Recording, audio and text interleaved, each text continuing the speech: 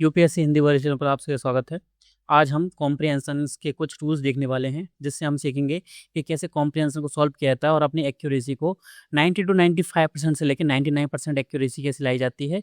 यानी अगर हम पूरा ट्रेंड देखें लास्ट ईयर और भी सालों, यानी लास्ट 5 से 7 साल का अगर हम ट्रेंड देखें तो आपको देखने को मिलेगा कि लगभग 27 एवरेज निकल के आता है कॉम्प्रिहेंशन का।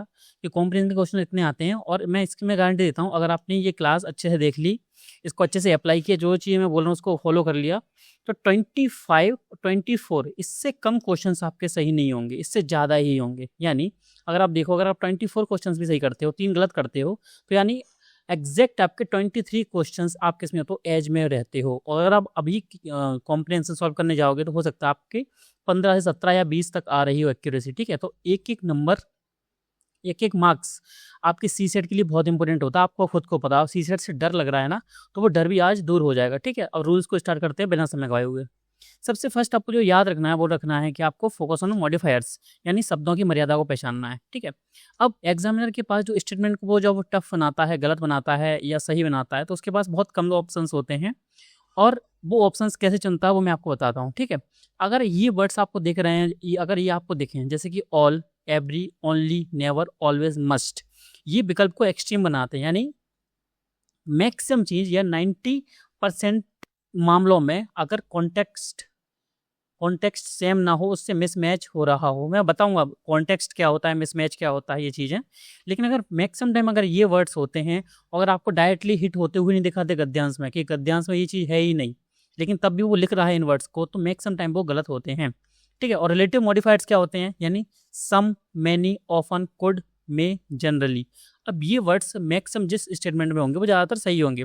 अब आपको मैक्सिमम हो सकता है बहुत सारे स्टूडेंट्स ने ये पढ़ा हो, लेकिन मैं आपको प्रैक्टिकली आज करके बताऊंगा। ठीक है, सेकंड, स्वयं के ज्ञान का त्याग, यानी जीरो आउटसाइड नॉलेज। ये चीज़ बहुत इंपॉर्टेंट होती है। हो सकता है आपने किसी सब्जेक्ट के बारे में बहुत अच्छे से पढ़ा हो, लेकिन और उसी का गद्यांश आ गया, तो कभी भी खुद की नॉलेज का यूज़ ज़्यादा ना करें। जो गद्यांश में लिखा है उसको ही अंतिम प्रमाण माने कि इसने जो बोला है वही हमको मानना है। ठीक है, जैसे ग्लोबल वार्मिंग का टॉपिक हो, आपको बहुत इसके बारे में बहुत कुछ पता हो, जैसे उसने कहा कि अंतरिक्ष की धूल है वो भी ग्लोबल वार्मिंग में बहुत बड़ी भूमिका निभाती है, कि बहुत ज़्यादा बड़ी भूमिका निभाती है, तो आपको ये चीज़ मानना पड़ेगा, भले आपने ना पढ़ा हो कि अंतरिक्ष की धूल इसमें भूमिका निभाती है नहीं निभाती, लेकिन अगर इसने बोल दिया तो आपको मानना ही पड़ेगा। ठीक है, तो नियम क्या है, उत्तर केवल उस बाउंड्री के भीतर होना चाहिए जो गद्यांश के शब्दों ने खींची है, यानी गद्यांश में जो बोला गया है वही।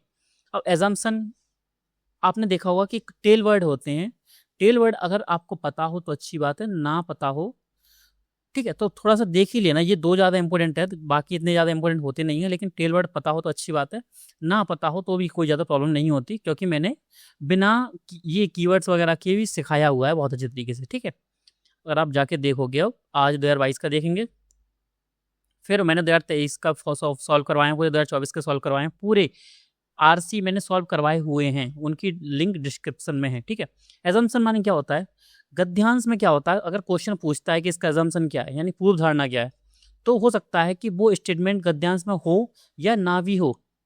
ठीक है, वो लेखक के दिमाग से आपको पढ़ते हुए फील हो जाएगा कि ये किसके बारे में बात कर रहा है। ठीक है, तो वो वही बात पूछता हो सकता है स्टेटमेंट में कोई भी ऐसा स्टेटमेंट ना हो जो कि या गद्यांश में ऐसा ऐसा कुछ ना हो जो कि उस स्टेटमेंट में है। ठीक है, तब भी वो सही हो सकता है, किस वजह से कि इंडिकेट कर रहा था, यानी संकेत दे रहा था कि इस चीज़ को बोलने के लिए। ठीक है, अब मैं सॉल्व करके बताता हूँ ना, तभी वो ज़्यादा अच्छे तरीके से चीज़ समझ में आएगी। और अगर ये रूल्स आपको समझ में आ रहे हैं तो अच्छी बात है, अगर आपको उसकी पीडीएफ चाहिए तो कमेंट कर देना पीडीएफ। ठीक है, तो यूट्यूब के कमेंट सेक्शन में आप पीडीएफ लिख के कमेंट कर देना। कॉज एंड इफेक्ट क्या होता है, कार्य कारण संबंध, ये बहुत ज़्यादा इंपॉर्टेंट है। तो कैसे, जैसे कभी कभी गद्यांश कहता है कि शिक्षा से आय बढ़ती है, मैंने एग्जाम्पल लिया बहुत अच्छा, और पता है यूपीएससी हर साल 2 से 3 क्वेश्चन यही पूछती है। विकल्प का शिक्षा से आय बढ़ती है, ठीक है, एजुकेशन मिलेगी तो हमारी इनकम बढ़ती है। अब स्टेटमेंट अगर आपसे बोल रहा है कि उच्च आय वाले लोग ही शिक्षित होते हैं, ठीक है, उच्च आय वाले लोग ही शिक्षित होते हैं, तो ये जरूरी थोड़ी है कि जैसे एक रास्ता है कि शिक्षा से हमारी आय बढ़ जाती है, और ऐसा थोड़ी है कि सभी जो पैसे वाले लोग हैं वो शिक्षित हों। ठीक है, जरूरी नहीं है।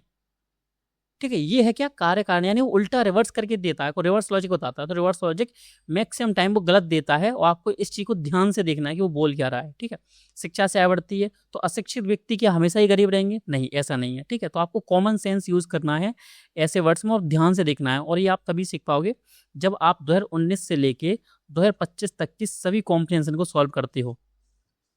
क्रक्स या क्रिटिकल मैसेज की पहचान क्या होती है? मोस्ट क्रिटिकल मैसेज पूछता है कि इसने क्या बोला है। तो विकल्प में दी गई बात सत्य हो सकती है, लेकिन क्या सबसे महत्वपूर्ण है? कभी कभी क्या होता है चारों स्टेटमेंट सही हैं, लेकिन वो आपसे सबसे मोस्ट क्रिटिकल मैसेज पूछता है, जो कि डायरेक्टली आपको उसका क्रक्स समझ में आएगा, कोर समझ में आएगा कि बात रियलिटी में है किसके बारे में। गद्यांश में बहुत सारी चीज़ों के बारे में बात की, जैसे पर्यावरणीय मुद्दों के बारे में की, प्रदूषण के बारे में बात की, लेकिन आप अगर लास्ट तक जाते हो तो आपको महसूस होगा कि मुख्यतः बात थी जल प्रदूषण के बारे में। ठीक है, तो जो जल प्रदूषण से संबंधित स्टेटमेंट होगा, जो उसने बोला होगा गद्यांश में, वही सही होगा। तो ये चीज़ें आपको ध्यान रखनी है, आप इनको नोट डाउन कर सकते हो शॉर्ट तरीके से, बाकी मैं आपको पीडीएफ दे दूंगा। एक्सपर्ट ट्रिक क्या दूंगा इसमें मैं, कि बहुत सारे जो स्टेटमेंट होते हैं बहुत नैरो होते हैं, कि केवल वर्ड लगा देगा यहाँ पे, कि सिर्फ इसी से होता है। यहाँ केवल एक उदाहरण की बात कर रहा है तो वह क्रक्स नहीं हो सकता। ठीक है, अब एजम्पशन क्या होता है मैंने आपको बता दिया है, पूर्व धारणा क्या होती है। भाई जानकारी लेखक अनुचित लिखते समय सच मान लिया है, लेकिन उसे स्पष्ट रूप से शब्दों में लिखा नहीं है, ऐसे गद्यांश में उसने लिखा नहीं है, लेकिन वो पूर्व धारणा आपसे पूछ रहा है। हो सकता है कि डायरेक्टली गद्यांश में ना लिखा हो, लेकिन वो बात सही होती है। तो एजम्पशन में आपको ध्यान देना है, स्टेटमेंट में ऐसी भाषा भी हो सकती है जो कि उसमें ना लिखी और वो सही भी हो सकता है, आपको ध्यान से देखना पड़ेगा। और मैंने सॉल्व करवाया होगा पूरा, तो आपको दिक्कत लेने वाली बात यहाँ पे है नहीं। ठीक है, इंटरफ्रेंस क्या होता है, निष्कर्ष क्या होता है, जो उसने लॉजिक्स दिए हैं, तर्क दिए हैं, उनकी बेसिस पर उसका जो सॉल्यूशन निकल रहा है वो सॉल्यूशन है क्या। ठीक है, वो निहितार्थ क्या होता है, कुछ संकेत देगा कि ऐसा होना चाहिए या ऐसा करना चाहिए, तो उसको क्या बोलते हैं, इम्प्लीकेशन। तो वो क्या बोल रहा है गद्यांश में। ठीक है, कोरोलरी या परिणाम बोलें तो उसमें क्या होता है, यह एक ऐसा विचार या तथ्य है जो किसी मुख्य तर्क या सत्य से स्वाभाविक रूप से निकल के आता है। यदि ए सच है तो बी का सच होना तय है। जैसे कि ग्लोबल वार्मिंग है तो भविष्य में हमको खाद्य संकट हो सकता है या खाद्य संकट होगा। ठीक है, ऐसे ऐसे कॉम्पिटिशन पूछे हुए हैं पहले। अब ये तो चीज़ें बेसिक थी जो सभी पढ़ाते हैं, लेकिन मैं आपको बताऊंगा एक्सट्रीम वर्ड से आपको हमेशा बचना, जो मैंने स्टार्टिंग बताई भी थे। क्या होता है, जैसे पूर्णता दिलासा दिलाते हैं, इस संसार में कभी भी पूर्णता किसी भी चीज़ में नहीं होती है। किसी का भी एग्जाम्पल ले लो, पूर्णता कभी नहीं होती है। यूपीएससी की प्रिपरेशन कर रहे हो, हमेशा अधूरापन लगता है कि ये सब्जेक्ट नहीं रहा, ये टॉपिक नहीं पढ़ पाया, ये चीज़ें। ठीक है, अब कौन कौन से वर्ड्स देखने हैं जिनको आप एक्सट्रीम मानोगे, उनको आपको एलिमिनेट करना है। तो वो है all, every, only, must, always, entirely. और मैंने हिंदी वर्ड भी लिखी है, सभी, प्रत्येक, केवल, अनिवार्यता, हमेशा, पूरी तरह से। ठीक है, अब क्या होते हैं, बहुत सारे स्टेटमेंट होते हैं वो असंभव बोलते हैं कि ये काम असंभव है। तो आपको ये भी पता होना चाहिए कि संसार में कुछ भी असंभव नहीं है, सब हो सकता है, लेकिन एक टाइमलाइन के बाद और एक प्रोसेस के बाद। ठीक है, जैसे नेवर, कैन नॉट, इम्पॉसिबल और नो वर्ड, ये बहुत ज़्यादा आएगा। 2022 अगर पेपर सॉल्व करूंगा मैं तो ये वर्ड बहुत बार आया है। प्रदूषण को कभी नियंत्रित नहीं किया सकता, ऐसा हो ही नहीं सकता। और ऐसा नहीं है कि ये सर आप तो सिंपल समझा रहे हो, स्टेटमेंट टफ आते हैं। मैं आपको ऐसे एज इट इज स्टेटमेंट दिखा दूंगा कि ऐसे लिखे हुए हैं कि प्रदूषण को कभी भी नियंत्रित नहीं किया सकता। आपको ये भी आसान लग रहा होगा ना, वो रियल एग्जाम में भी आसान ही लगेगा अगर आप सीख गए तो। बड़ा चढ़ाकर ऐसे दावे किए गए हैं। ठीक है, हाइपरबॉलिक क्लेम्स किए गए हैं, जैसे गरीबी उन्मूलन के लिए शिक्षा ही एकमात्र रास्ता है। अब मैंने क्या बोला, शिक्षा एक रास्ता हो सकता है, एक रास्ता है शिक्षा। मान लो 5 रास्ते गए हैं, ए से लेके बी तक जाने के लिए 5 रास्ते हैं, शिक्षा एक रास्ता है, तो अच्छी बात है। गद्यांश ने बोला है कि शिक्षा बहुत महत्वपूर्ण भूमिका निभाती है। पूरा क्या किससे रिलेटेड है गद्यांश, शिक्षा और हमारी आर्थिक समृद्धि से। लेकिन अगर उसने बोल दिया गरीब उन्मूलन के लिए शिक्षा ही एकमात्र रास्ता है, तो भले ही उसने कुछ बोला हो तो स्टेटमेंट गलत ही होगा। क्योंकि लॉजिकली देखो, आप कॉमन सेंस से देखो, कार्य कारण नहीं देना, जैसे ए का प्रभाव बी पर पड़ सकता है, तो ए के बिना बी हो ही नहीं सकता, पॉसिबल थोड़ी है, जैसे मैंने अभी आपको समझाया भी था। अब इन्वर्जन फैलेसी क्या होती है, विपरीत का भ्रम क्या होता है, जो मैंने आपको समझाया है। जैसे जो व्यक्ति समय का प्रबंधन नहीं करता वह परीक्षा में असफल हो जाता है। ठीक, गद्यांश में लिखा आता है ये। अब गलत विकल्प कैसे लगेगा, जो व्यक्ति समय का प्रबंधन अच्छी तरह करता है वह अवश्य सफल हो जाएगा। जैसे हमने बहुत मेहनत की, मैंने क्या बोला कि जो मेहनत नहीं करेगा वो प्रीलिम्स में फेल हो जाएगा। 100% बात है, हो गई।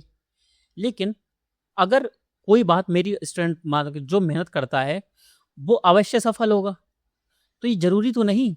कई कारण हो सकते हैं, जैसे उसका माइंड उस टाइम पे काम नहीं किया, उसने बहुत पूरे साल बहुत मेहनत की लेकिन समस्या हो गई। तो ये याद रखना। कारण और निवारण। वनों की कटाई से वैश्विक तापमान में तेजी से वृद्धि हो रही है, गद्यांश में दिया है। गलत विकल्प कैसे बनेगा? यदि हम वनों की कटाई रोक दें तो वैश्विक तापमान पूरी तरीके से समाप्त हो जाएगा। वैश्विक तापमान कम हो जाएगा, ये सही बात है, लेकिन पूरी तरीके से समाप्त हो जाएगा, यानी इसको एक्सट्रीम बना रहा है। गलत क्यों है? इलॉजिकल है कि सिर्फ यही कारण थोड़ी है कि वनों की कटाई से ही वैश्विक तापमान बढ़ रहा है। सिर्फ एकमात्र कारण नहीं है, एक कारण है, ये समझो, एक कारण है लेकिन एकमात्र कारण नहीं। योग्यता बनाम उपलब्धि यानी कैपेबिलिटी वर्सेस आउटकम। और मैं आपसे बोलता हूँ यूट्यूब पर सर्च कर लो, जिन्होंने भी कॉम्प्रिहेंशन या आरसी आपको पढ़ाया है, ये कंटेंट आपको यूट्यूब पर ना इंग्लिश मीडियम में ना हिंदी मीडियम में आपको कहीं नहीं मिलेगा, जो मैं आपको रूल्स बता रहा हूँ। ठीक है, ये रूल्स मैंने खुद ने तैयार किए है, वो भी आरसी के लिए। सशर्त सत्य या कंडीशनल ट्रुथ क्या होता है? जैसे गद्यांश बोल रहा है, जब भारी वर्षा होती है तो शहरों की सड़कों पर जल भराव हो जाता है। अब गलत विकल्प क्या होता है? यदि सड़कों पर जल भराव है तो इसका मतलब है कि भारी वर्षा हुई है। ठीक है, सड़कों पर जल भराव हो तो हो सकता है उसका कारण दूसरा हो कि किसी ने नल चला दिया हो, भराव हो गया हो। ठीक है, तो ये पूरा जो लॉजिक था वो किसके बीच था? क्या आपका विपरीत का भ्रम। कभी कभी हम इन चीजों को सही मान लेते हैं और बहुत सारे स्टूडेंट्स यहीं पे क्वेश्चंस को गलत करके आ जाते हैं। अब कभी कभी क्या स्थिति होती है कि मैंने बोला ना कि एक्सट्रीम वर्ड होते हैं तो गलत होते हैं। अब मैं आपको बताता हूँ कि जो 2 से 3 क्वेश्चंस आपके गलत होते हैं, जैसे मैं 24 क्वेश्चंस के बोला आपको, 27 में से 24 क्वेश्चन सही होंगे। जो 3 क्वेश्चन गलत होते हैं वो 3 क्वेश्चन इस वजह से गलत होते हैं जिनको आप सही कर सकते हो, लेकिन आपको तरीका पता होना चाहिए। तरीका क्या रहेगा और आपको समझना पड़ेगा। देखो गलत हो गए तो कोई दिक्कत नहीं है, अगर इनको भी आपने सही कर लिया फिर तो मतलब हम सीधा निकाल ही लेंगे। ठीक है, इसी के दम पे। तो समझो कभी कभी एक्सट्रीम वर्ड्स गलत कैसे हो जाते हैं। जैसे आपने एक्सट्रीम देखा, आपने उसको गलत कर दिया। ठीक है, अगर आप कॉन्टेक्स्ट से मैच करोगे कि गद्यांश में वो खुद बोल रहा है कि केवल इससे ही काम होता है, और स्टेटमेंट में भी बोल रहा है कि केवल इसी से काम होता है, अगर वो गद्यांश में बोल रहा है तो उसको चीज को हमको मानना पड़ेगा। ठीक है, तो ऐसे सही हो जाता है। जैसे गद्यांश बोल रहा है लोकतंत्र के जीवित रहने के लिए स्वतंत्र प्रेस एक अनिवार्य शर्त है और इसके बिना कोई भी शासन लोकतांत्रिक नहीं कहला सकता। ठीक है, तो एक स्वतंत्र प्रेस के बिना कोई भी शासन लोकतांत्रिक नहीं है। निष्कर्ष क्यों सही है? क्योंकि गद्यांश ने इसे क्या कर दिया? अनिवार्य शर्त, एसेंशियल कंडीशन पहले ही बना दिया है। ठीक है, एक है एग्जिस्टेंस। एग्जिस्टेंस में क्या होता है? गद्यांश क्या बोलता है? प्रकाश संश्लेषण की प्रक्रिया केवल सूर्य के प्रकाश की उपस्थिति में ही संभव है। सूर्य का प्रकाश संश्लेषण ही एकमात्र ऊर्जा का स्रोत है। किसके लिए? पौधों के लिए। बिल्कुल, ऐसी थर्ड है, ऐसी फोर्थ है आपको। ठीक है, अब इसको आपको देखना है और बस इस पीडीएफ को पढ़ लोगे आप। जैसे इसको अगर मैं बता ही दूं तो नकारात्मकता या कठोरता क्या होती है? स्ट्रिक्ट निगेशन या नेगेशन बोलते हैं। ठीक है, इसको तो है क्या? ये भ्रष्टाचार को पूरी तरह समाप्त किए बिना समावेशी विकास का लक्ष्य प्राप्त करना असंभव है। खुद उसने गद्यांश में बोला है। समावेशी विकास के लिए भ्रष्टाचार का पूर्ण उन्मूलन आवश्यक है। बहुत सकारात्मक पॉजिटिव तो है ये स्टेटमेंट, लेकिन अगर आप सिर्फ इसी के दम पे जाओगे कि एक्सट्रीम वर्ड को ढूंढ के गलत कर दूंगा, तब ये स्टेटमेंट आपको गलत हो जाएगा। इसलिए थोड़ा सा कॉमन सेंस अपने साथ ले जाएं और थोड़ा सा लॉजिक साथ में ले जाएं। ठीक है, बाकी मैं जो चीज़ बताई 24 क्वेश्चन उससे सही होंगे। अगर आप इनको फॉलो करते समय ये 2 दिन क्वेश्चन को सही करने के चक्कर में अगर और क्वेश्चन गलत कर रहे हो तो मैं आपको सजेस्ट करूंगा कि जो मैंने स्टार्टिंग में आपको रूल्स बताए उनसे आपके 24 क्वेश्चन सही होंगे, जो मैंने आपको करके भी बताए हैं। 2022 का पेपर सॉल्व करवाया है, 2023 का करवाया है, 2024 का करवाया है। मैंने पूरा पेपर सॉल्व करवाया है आरसी के, सिर्फ आरसी करवाई है। ठीक है, रीडिंग कॉम्प्रिहेंशन। तो कमेंट्स आपका क्या डिस्क्रिप्शन में जाकर लिंक से आप क्लिक करके देख सकते हो 2024 की वीडियो, 2023 की वीडियो और 2022 की भी आपको अलग से मिल जाएगी। बाकी इसके साथ मैं उसको इंक्लूड कर दूंगा। ठीक है, अब आपको करना क्या है, मैं वही बात बोलूंगा। जो रूल्स मैंने यहाँ पे लिखे हैं इसको कम से कम 5 से 7 बार पढ़ो पहले अच्छे से। इसके शॉर्ट नोट्स बनाओ। सिर्फ कितने मिनट का काम है? सिर्फ 30 मिनट का काम है, बस 30 मिनट्स का काम है ये। इसके बाद आप सॉल्व करो। 2021 का पेपर सॉल्व करके देखो या 2025 का पेपर सॉल्व करके देखना। ठीक है, फिर उसको आंसर से मैच करके देखना कहाँ गलती कर रहे हो। फिर उसका स्टेटमेंट देखना कि अगर मैंने ये स्टेटमेंट गलत किया है तो सही स्टेटमेंट से मैं कैसे पहुंच सकता था। जैसे मैं आपको बताता हूँ। ठीक है, एक कॉम्प्रिहेंशन मैंने खुद ने बनाया, यूपीएससी का नहीं है। इसको पढ़ के देखते हैं। भारत में कृषि क्षेत्र न केवल अर्थव्यवस्था का आधार है बल्कि जस्ट अ सेकेंड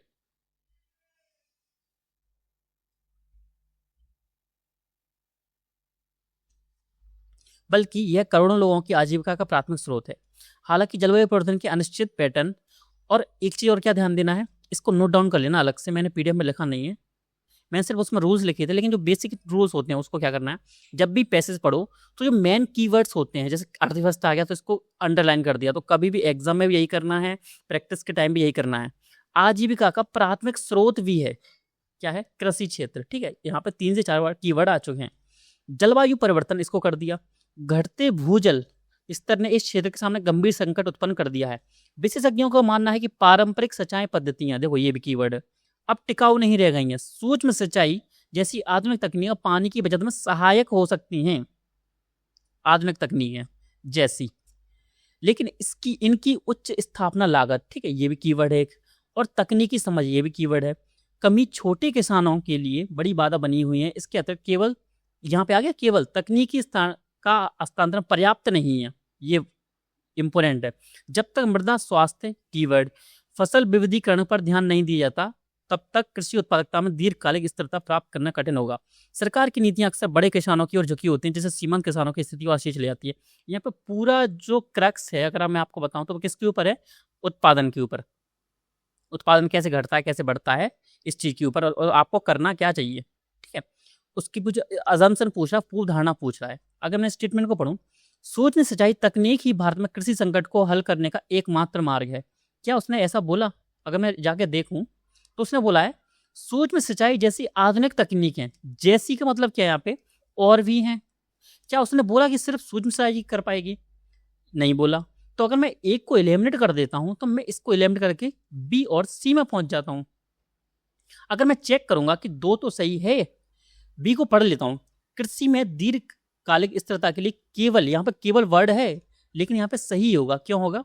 तकनीकी समाधानों से परे देखने की आवश्यकता है, क्योंकि स्टेटमेंट पॉजिटिव है। ठीक है, और हमको इससे भी समझ में आ गया ऑप्शन से कि जब हमने दोनों को एलिमिनेट किया, और एलिमिनेट कैसे कर दिया, क्योंकि हम लॉजिकल भी सोचा, कॉमन सेंस भी सोचा, और गद्यांश से मैच करके देखा कि क्या गद्यांश में बोल रहा है। अगर गद्यांश में बोल रहा है तो मैच बोलते हैं इसको, और गद्यांश में डायरेक्टली नहीं बोल रहा, इनडायरेक्टली भी नहीं बोल रहा, तो उसको मिसमैच बोलते हैं। इसके बारे में आप थोड़े से कंफ्यूज थे कि मिसमैच और मैच क्या होता है। उसको एलिमिनेट कर दिया तो मुझे पता है 2 तो सही है, 3 देखना है, तो 2 मैंने देखा है, इसमें केवल लिखा है, तो मुझे घबराने की जरूरत नहीं है। बोल क्या रहा, दीर्घकालिक स्थिरता चाहिए, तो केवल तकनीकी समाधानों से परे दे। हमको सिर्फ तकनीक नहीं देखनी, इसके परे भी बहुत सारी समस्याएं हैं, उनका समाधान देखने की आवश्यकता है। थर्ड क्या बोल रहा है, अब हमको तीसरा देखना है, तीसरा सही है या नहीं है, उसी से हमारा आंसर आएगा। भारत में वर्तमान कृषि नीतियां समावेशी विकास के लक्ष्यों को पूरी तरह प्राप्त करने में विफल रही हैं। उसने यहाँ पे कहीं पर भी कुछ नहीं बोला कि सभी, उसने बोला कि ज्यादातर। सरकार की नीतियां अक्सर बोला उसने ये नहीं बोला कि सरकार की नीतियां हमेशा बड़े किसानों की ओर होती हैं। अगर वो लिखता हमेशा तो तीसरा यहाँ पे सही हो जाता। ठीक है, ये क्या बोल रहा है, पूरी तरीके से, और यहाँ पे ये क्या है, एक एक्सट्रीम वर्ड भी है, और एक्सट्रीम वर्ड देखे हम इसको एलिमिनेट भी कर देंगे, तो 3 गया, यही गया, आंसर आपका सी आ गया। इसे देखकर यहाँ पे आओ कि मोस्ट क्रिटिकल मैसेज क्या है। चारों सही हैं, लेकिन आपको सबसे अच्छा ढूंढना है। छोटे सीमांत किसानों को आधुनिक कृषि तकनीक अपनाने के लिए अनिवार्य रूप से सब्सिडी दी जानी चाहिए। अगर वो चाहता तो सब्सिडी देनी चाहिए, ये भी लिख सकता था, लेकिन उसने लिख दिया अनिवार्य रूप से। क्या अनिवार्य रूप से हम दे सकते हैं सभी कृषि तकनीकों पर? नहीं, क्योंकि इतना हमारा बजट ही नहीं होता। ठीक है, उसने यहाँ पे कहीं पे बात भी नहीं की है सब्सिडी की, यहाँ पे उसने कहीं पर बात भी नहीं की है सब्सिडी की, ना डायरेक्टली ना इनडायरेक्टली। और ये अगर हम कॉमन सेंस से सोचें तो भी पॉसिबल नहीं है, लॉजिकली सोचें। बी, पारंपरिक सिंचाई पद्धतियों को पूरी तरह, क्या है, एक्सट्रीम वर्ड है, प्रतिबंधित कर देना चाहिए, क्योंकि वे टिकाऊ नहीं है। नहीं, ट्रेडिशनल अगर पूरी तरीके से बंद कर देंगे तो क्या अभी खेती संभव है, प्रोडक्शन हो पाएगा? नहीं हो पाएगा, क्योंकि एकदम से कोई भी चीज शिफ्ट नहीं होती है, हर चीज में संक्रमण काल जरूर होता है, अगर आपको बेसिक अंडरस्टैंडिंग है यूपीएससी की तो। थर्ड, कृषि स्थिरता के लिए तकनीकी हस्तक्षेप, नीतिगत सुधार और संसाधन प्रबंधन के एकीकृत दृष्टिकोण की आवश्यकता है। बिल्कुल, इसमें कोई भी एक्सट्रीम वर्ड नहीं है, पूरा पॉजिटिविटी से भरा हुआ क्या है आपका स्टेटमेंट है। डी, जब तक भूजल में सुधार नहीं होता तब तक सूक्ष्म सिंचाई का कोई भी लाभ प्राप्त नहीं किया जा सकता। खुद एक्सट्रीम वर्ड बोल रहा है। अगर आप लॉजिकली भी देखो तो जब हम सूक्ष्म सिंचाई का यूज करेंगे तभी तो भूजल में स्तर में सुधार होगा, ना कि भूजल में पहले सुधार करेंगे हम तब बाद में माइक्रो इरिगेशन को अपनाएंगे। माइक्रो इरिगेशन ही एक माध्यम है, एक मात्र नहीं, एक माध्यम है। ठीक है, मैंने यहाँ पे एक मात्र नहीं बोला, एक बोल रहा हूँ कि एक माध्यम है कि इसको ऊपर ले जाने का। ठीक है, तो ये वैसे गलत हो गया, लॉजिकली हमारा आंसर आ चुका है सी। और आपको इसी तरीके से क्वेश्चन को सॉल्व करना है यूपीएससी में। और हम अब 2022 का पेपर यहाँ से देखते हैं कि कैसे मैंने आपको सॉल्व करवा के दिया है। और आप इसके बाद क्या करोगे, आप 2021 का पेपर पूरा सॉल्व करके देखोगे पूरा कि आपके क्वेश्चन सही होते हैं कि नहीं होते। ठीक है, तो आपसे बहुत बहुत धन्यवाद, लेकिन आपको कमेंट जरूर करना है।